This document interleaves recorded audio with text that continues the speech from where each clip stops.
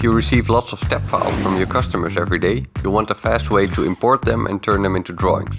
True can help with that. If you have no files open, this button becomes visible. It says Create Drawings for a folder.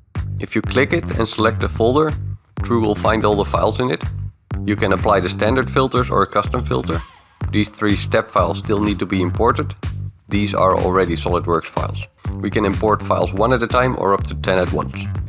The fastest way to go through all the files is to check both of these checkboxes and then hit import. True will now open each file, import it, save it and close it.